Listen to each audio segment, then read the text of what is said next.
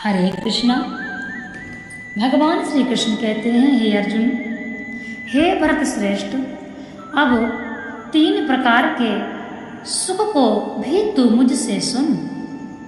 जिस सुख में साधक मनुष्य भजन, ध्यान और सेवा आदि के अभ्यास से रमण करता है और जिससे दुखों के अंत को प्राप्त हो जाता है, जो ऐसा सुख है वह आरंभ काल में यद्यपि विष के तुल्य प्रतीत होता है, परंतु परिणाम में अमृत के तुल्य है। इसीलिए परमात्मा विषयक बुद्धि के प्रसाद से उत्पन्न होने वाला सुख सात्विक कहा गया है। सात्विक सुख क्या है, समझने का विषय है। अब 3 प्रकार के सुखों को भी तू मुझसे सुन, ऐसा भगवान कहते हैं। इस कथन का क्या अभिप्राय है? इससे भगवान ने यह भाव दिखलाया है कि जिस प्रकार मैंने कर्मकर्ता बुद्धि और धृति के सात्विक, राजस और तामस भेद बतलाए हैं, उसी प्रकार सात्विक सुख को प्राप्त कराने के लिए और राजस तामस का त्याग कराने के लिए अब तुम्हें सुख के भी 3 भेद बतलाता हूँ। उनको तुम सावधानी के साथ सुनो। स्वयं भगवान कह रहे हैं अर्जुन से कि सावधानी के साथ सुनो, तो हमारे तो बहुत ही समझने का विषय है। यत्र पद किस सुख का वाचक है तथा अभ्यास से रमण करता है, इस कथन का क्या भाव है? जो सुख प्रशांत मन वाले योगी को मिलता है, उसी उत्तम सुख का वाचक यहाँ यत्र पद है। मनुष्य को इस सुख का अनुभव तभी होता है जब वह इस लोक और परलोक के समस्त भोग सुखों को क्षणिक समझकर उन सब से आसक्ति हटाकर निरंतर परमात्मा स्वरूप के चिंतन का अभ्यास करता है। बिना साधन के इसका अनुभव नहीं हो सकता। यही भाव दिखलाने के लिए इस सुख का, जिसमें अभ्यास से रमण करता है, यह लक्षण किया गया है, जिससे दुखों के अंत को प्राप्त हो जाता है। इस कथन का क्या भाव है? इससे यह भाव दिखलाया गया है कि जिस सुख में रमण करने वाला मनुष्य आध्यात्मिक, आदि दैविक और आदि भौतिक तथा सब प्रकार के दुखों के संबंध से सदा के लिए छूट जाता है, जिस सुख के अनुभव का फल नित्यशय सुख स्वरूप सच्चिदानंद घन भगवान परम ब्रह्म परमात्मा की प्राप्ति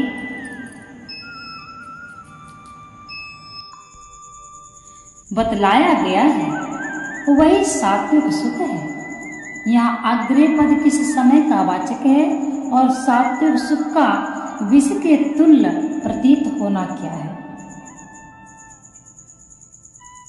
जिस समय मनुष्य की सात्विक सुख की महिमा सुनकर उसको प्राप्त करने की इच्छा से उसकी प्राप्ति के उपायभूत विवेक, वैराग्य, समदम और प्रतीक्षा आदि साधनों में लगता है, उस समय का वाचक यहाँ अग्रे पद है। उस समय जिस प्रकार बालक अपने घर वालों से विद्या की महिमा सुनकर विद्याभ्यास की चेष्टा करता है, पर उसके महत्व का यथार्थ अनुभव न होने के कारण आरंभ काल में अभ्यास करते समय उसे खेल कूद को छोड़कर विद्याभ्यास में लगे रहना अत्यंत कष्टप्रद और कठिन प्रतीत होता है। उसी प्रकार सात्विक सुख के लिए अभ्यास करने वाले मनुष्य को भी विषयों का त्याग करके संयम पूर्वक विवेक, वैराग्य, समदम और प्रतीक्षा आदि साधनों में लगे रहना अत्यंत श्रमपूर्ण और कष्टप्रद प्रतीत होता है। यही आरंभ काल में सात्विक सुख का विशेष तुल्य प्रतीत होता है। बहुत ही समझने का विषय है। यानी वैराग्य, सम दम और प्रतीक्षा आदि साधनों में लगे रहना अत्यंत श्रमपूर्ण और कष्टप्रद प्रतीत होता है। यही आरंभ काल में सात्विक सुख का विष के तुल्य प्रतीत होता है। वह सुख परिणाम में अमृत के तुल्य है। इसका कथन क्या अभिप्राय है? इससे यह दिखलाया गया है कि जब सात्विक सुख की प्राप्ति के लिए साधन करते साधकों को उस ध्यान जनित सुख का अनुभव होने लगता है, तब उसे वह अमृत के तुल्य प्रतीत होता है। उस समय उसके सामने संसार के समस्त भोग सुख तुच्छ, नगण्य और दुख रूप प्रतीत होने लगते हैं। वह परमात्मा विषयक बुद्धि के प्रसाद से होने वाला सुख सात्विक कहा गया है। इस कथन का क्या भाव है? उपर्युक्त प्रकार के से अभ्यास करते निरंतर परमात्मा का ध्यान करने के फल स्वरूप अंतःकरण के स्वच्छ होने पर इस सुख का अनुभव होता है। इसलिए इस सुख को परमात्मा बुद्धि के प्रसाद से उत्पन्न होने वाला बतलाया गया है और वह सुख सात्विक है। इस कथन से यह भाव दिखलाया गया है कि यही सुख उत्तम सुख है।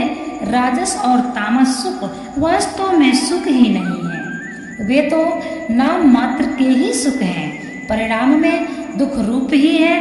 अतः अपना कल्याण चाहने वाले पुरुषों को राजस तामस सुखों में ना फंस कर निरंतर सात्विक सुख में ही रमण करना चाहिए। सात्विक सुख में ही निरंतर रमण करना चाहिए। अब राजस सुख के लक्षण भगवान बता रहे हैं। जो सुख विषय और इंद्रियों के संयोग से होता है वह पहले भोग काल में अमृत के तुल्य प्रतीत होने पर भी परिणाम में विष के तुल्य प्रतीत होता है। इसलिए वह सुख राजस कहा गया है। जिस समय राजस सुख की प्राप्ति के लिए मनुष्य मन और इंद्रियों के द्वारा किसी विषय सेवन का आरंभ करता है, उसी समय वाचक यहाँ अग्रे पद है। इस सुख की उत्पत्ति इंद्रिय और विषयों के संयोग से होती है। इसका अभिप्राय यह है कि जब तक मनुष्य मन सहित इंद्रियों द्वारा किसी विषय का सेवन करता है तभी तक उसे उस सुख का अनुभव होता है और आसक्ति के कारण वह उसे अत्यंत प्रिय मालूम होता है।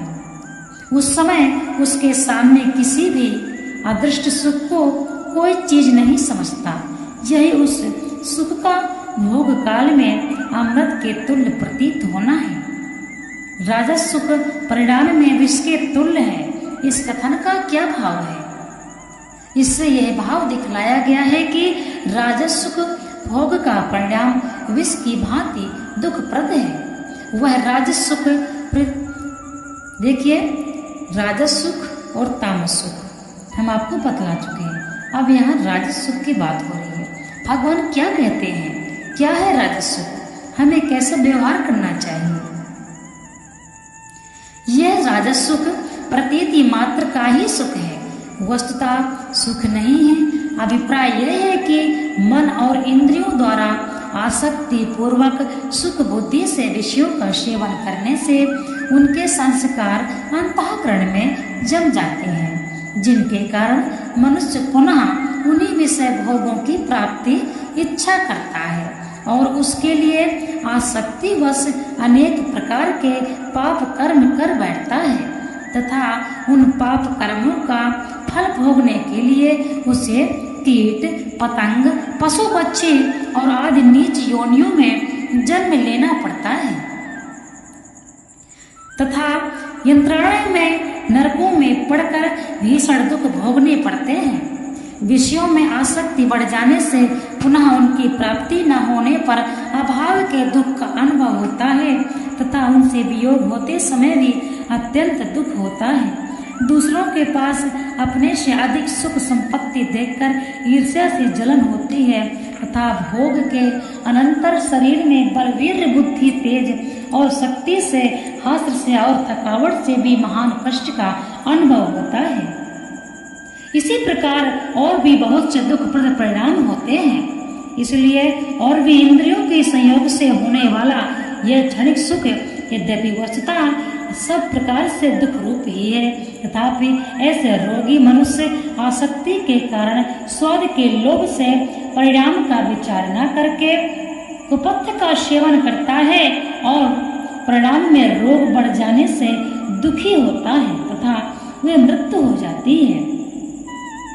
अथवा जैसे पतंग नेत्रों के विषय रूप में आसक्त होने के कारण प्रयत्न पूर्वक सुख बुद्धि से दीपक की लौ के तथा टकराने में सुख मानता है, किंतु परिणाम में जलकर कष्ट भोग करता है और मर जाता है।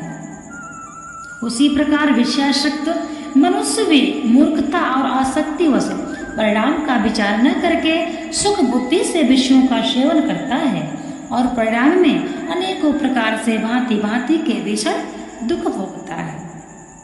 वह सुख राजस कहा गया है, इसी कथन का क्या भाव है? इससे यह भाव दिखलाया गया है कि उपर्युक्त लक्षणों वाला जो प्रतीति मात्र का क्षणिक सुख है वह विषय शक्ति से ही सुख रूप प्रतीत होता है और आसक्ति रजोगुण का स्वरूप है, अतः वह राजस है और आसक्ति के द्वारा मनुष्य को बांधने वाला है। इसीलिए कल्याण चाहने वालों को ऐसे सुख में नहीं फंसना चाहिए। श्री राधे।